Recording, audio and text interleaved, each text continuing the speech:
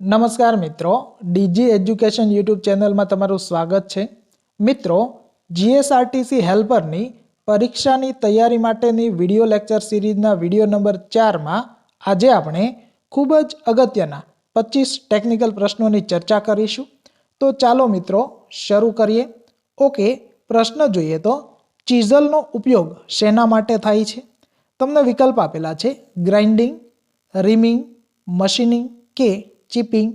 તો મિત્રો આનો સાચો જવાબ થઈ જશે વિકલ્પ ડી, ચીઝલ એટલે કે છીણી એનો ઉપયોગ ચીપિંગ કામ કરવા માટે થતો હોય છે, જે તમે અહીંયા બાજુમાં ફોટામાં જોઈ શકો છો। નેક્સ્ટ આગળ જોઈએ તો માઇક્રોમીટર કયા સિદ્ધાંત પર કાર્ય કરે છે? વિકલ્પ આપેલા છે રેક અને પિનિયન, નટ અને બોલ્ટ, નટ અને રેક કે પિનિયન અને બોલ્ટ। તો મિત્રો આનો સાચો જવાબ થઈ જશે વિકલ્પ બી, માઇક્રોમીટર છે એ નટ અને બોલ્ટના સિદ્ધાંત પર કાર્ય કરે છે અને માઇક્રોમીટર કેવું હોય છે તે તમે અહીંયા ફોટામાં જોઈ શકો છો। નેક્સ્ટ આગળ જોઈએ તો પાવર હેમરનો ઉપયોગ નીચેનામાંથી કઈ જગ્યાએ થાય છે? વિકલ્પ આપેલા છે મોટા અને ભારે જોબને ફોર્જ કરવા માટે, હલકા જોબને ફોર્જ કરવા માટે, ચીપિંગ કરવા માટે કે શીટ મેટલ કામ માટે। તો મિત્રો આનો સાચો જવાબ થઈ જશે વિકલ્પ એ, પાવર હેમરનો ઉપયોગ મોટા અને ભારે જોબને ફોર્જ કરવા માટે થાય છે। હવે ફોર્જિંગ એટલે સામાન્ય રીતે તમે જુઓ તો લુહારી કામ જેવી વાત થાય છે, જેમાં જોબ જે છે એને ભઠ્ઠીની અંદર ગરમ કરવામાં આવે છે, ત્યારબાદ એને જે છે એ હેમર વડે ટીપીને વિવિધ આકાર છે આપવામાં આવતો હોય છે અને જ્યારે ખૂબ મોટા અને ભારે જોબ હોય ત્યારે પાવર હેમર જે છે એનો ઉપયોગ કરવામાં આવતો હોય છે। નેક્સ્ટ આગળ જોઈએ તો હેમર એટલે કે હથોડીનો કયો ભાગ નરમ રાખવામાં આવે છે?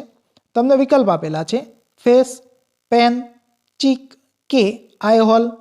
તો મિત્રો આનો સાચો જવાબ થઈ જશે વિકલ્પ ડી, હથોડીનો આઈ હોલ વાળો ભાગ જે છે એ નરમ રાખવામાં આવે છે। તમે અહીંયા ફોટામાં જોઈ શકો છો કે જે આઈ હોલ વાળો ભાગ છે એની અંદર હેન્ડલ છે એ ફિટ કરવામાં આવતું હોય છે। નેક્સ્ટ આગળ જોઈએ તો સાધારણ કાર્યો માટે ચીઝલનો કટિંગ એંગલ કેટલો હોય છે? તમને વિકલ્પ આપેલા છે 60 ડિગ્રી, 75 ડિગ્રી, 50 ડિગ્રી કે 100 ડિગ્રી।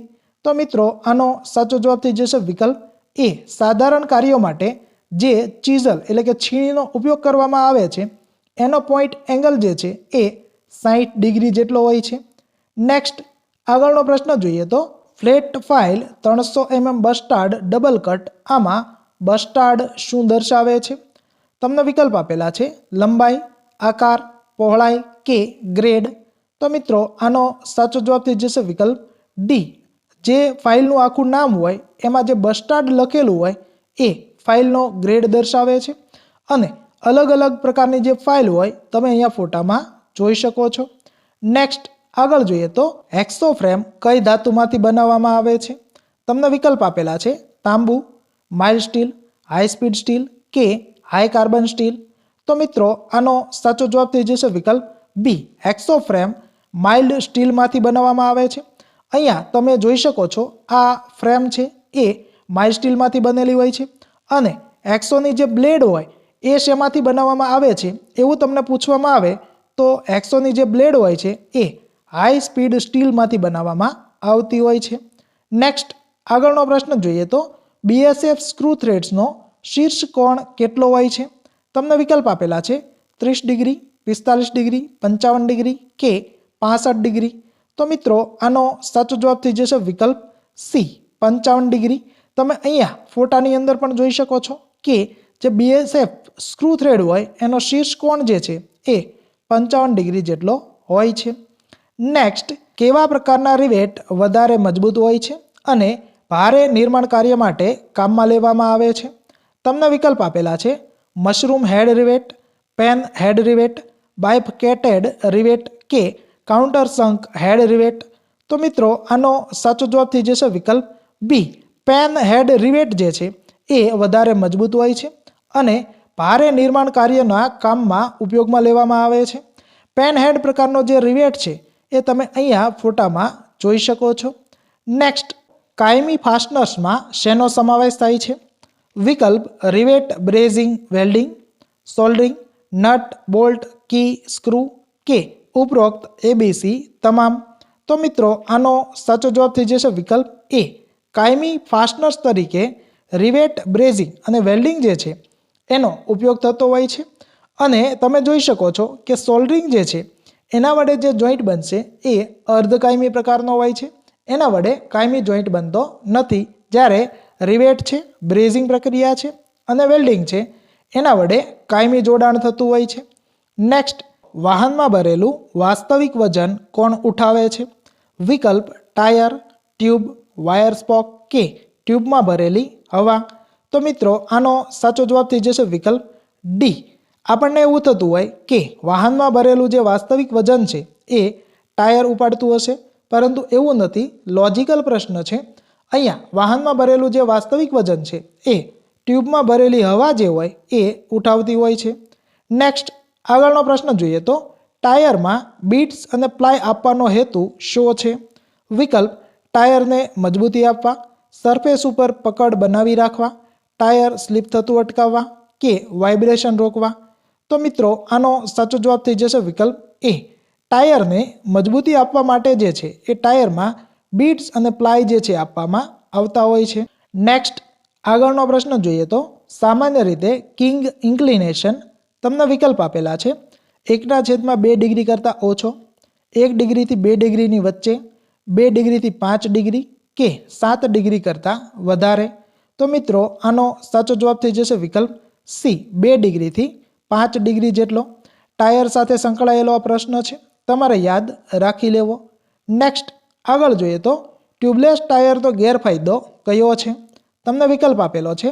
વજનમાં ભારે છે, પંક્ચર દરમિયાન હવા ધીરેથી નીકળે છે, ટ્યુબ હોતી નથી કે બી અને સી બંને. તો મિત્રો આનો સાચો જવાબ થઈ જશે વિકલ્પ એ. અહીંયા તમને ટ્યુબલેસ ટાયરનો ગેરફાયદો પૂછેલો છે. તો ટ્યુબલેસ ટાયર જે છે એ વજનમાં ભારે હોય છે, એ એનો ગેરફાયદો છે. જો તમને ફાયદો પૂછવામાં આવે તો પંક્ચર દરમિયાન હવા ધીરેથી નીકળે છે અને ટ્યુબ હોતી નથી, એ બંને ટ્યુબલેસ ટાયરના ફાયદા બની જશે. નેક્સ્ટ, આગળનો પ્રશ્ન જોઈએ તો ટ્રક તથા બસના ટાયર કેટલા પ્લાયના બનેલા છે? વિકલ્પ 7 થી 10 પ્લાય, 4 થી 6 પ્લાય, 10 થી 12 પ્લાય કે 22 થી 26 પ્લાય. તો મિત્રો આનો સાચો જવાબ થઈ જશે વિકલ્પ ડી. ટ્રક તથા બસના જે ટાયર હોય એ 22 થી 26 પ્લાયના બનેલા હોય છે. નેક્સ્ટ, આગળ જોઈએ તો મેગવ્હીલ કઈ ધાતુમાંથી બનેલા હોય છે? વિકલ્પ એલ્યુમિનિયમ અને સ્ટીલ, સ્ટીલ, મેગ્નેશિયમ કે રબર પ્લસ એલ્યુમિનિયમ અને સ્ટીલ. તો મિત્રો આનો સાચો જવાબ થઈ જશે વિકલ્પ સી. મેગવ્હીલ જે છે એ મેગ્નેશિયમના બનેલા હોય છે અને એ મેગ્નેશિયમ જે છે એના ઉપરથી જ એને મેગવ્હીલ કહેવામાં આવે છે. નેક્સ્ટ, નીચેનામાંથી કયું એક વેલ્ડિંગનો પ્રકાર નથી? તમને વિકલ્પ આપેલા છે. AC arc welding, DC arc welding, MIG welding કે જર્મેનિયમ આર્ક વેલ્ડિંગ. તો મિત્રો આનો સાચો જવાબ થઈ જશે વિકલ્પ ડી. જર્મેનિયમ આર્ક વેલ્ડિંગ એ કોઈ પણ પ્રકારના વેલ્ડિંગનો પ્રકાર નથી, એટલે એ આપણો સાચો જવાબ બની જશે. એસી આર્ક વેલ્ડિંગ જે છે એ આવતું હોય છે અને એસી આર્ક વેલ્ડિંગ જે છે એની અંદર જે મશીન વપરાય છે એ ટ્રાન્સફોર્મર હોય છે.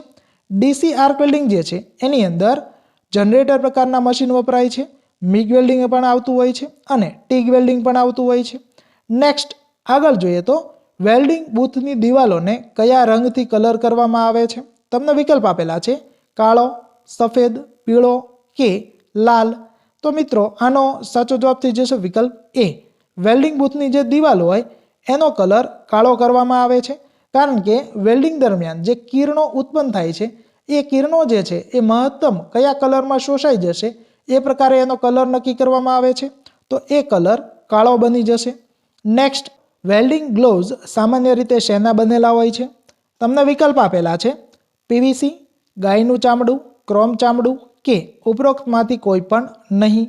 તો મિત્રો આનો સાચો જવાબ થઈ જશે વિકલ્પ બી. વેલ્ડિંગ ગ્લોવ્સ ગાયના ચામડામાંથી બનેલા હોય છે. હવે અહીંયા તમને પીવીસી લખેલું છે, તો એનું પૂરું નામ થઈ જશે પોલીવિનાઇલ ક્લોરાઇડ. ક્યારેક તમને એક્ઝામમાં પૂછાઈ શકે છે. નેક્સ્ટ, આગળ જોઈએ તો તાંબાના સોલ્ડરિંગ માટેના સોલ્ડરમાં કેટલા ટકા લીડ હોય છે? તમને વિકલ્પ આપેલા છે 50%, 60%, 40% કે 36%. તો મિત્રો આનો સાચો જવાબ થઈ જશે વિકલ્પ સી. તાંબાના સોલ્ડરિંગમાં જે સોલ્ડર વપરાય છે એની અંદર 40% જેટલું લીડ હોય છે અને બાકીનું જે 60% વધે છે એ ટીન હોય છે. તમારે યાદ રાખી લેવું. નેક્સ્ટ, સોફ્ટ સોલ્ડરિંગ કેટલા તાપમાને કરવામાં આવે છે? તમને વિકલ્પ આપેલા છે 450°C થી વધારે તાપમાને, 800°C જેટલા તાપમાને, 450°C થી ઓછા તાપમાને કે 500°C જેટલા તાપમાને. તો મિત્રો આનો સાચો જવાબ થઈ જશે વિકલ્પ સી. સોફ્ટ સોલ્ડરિંગ જે છે એ 450°C કરતાં ઓછા તાપમાને કરવામાં આવે છે. અને તમને બ્રેઝિંગ પૂછવામાં આવે અથવા તો આપણે જેને સિલ્વર બ્રેઝિંગ કહીએ છીએ તો એ જે છે એ 450°C કરતાં વધારે તાપમાને થશે. તમારે યાદ રાખી લેવું. નેક્સ્ટ, આગળ તાપમાનનો એસઆઈ યુનિટ કયો છે?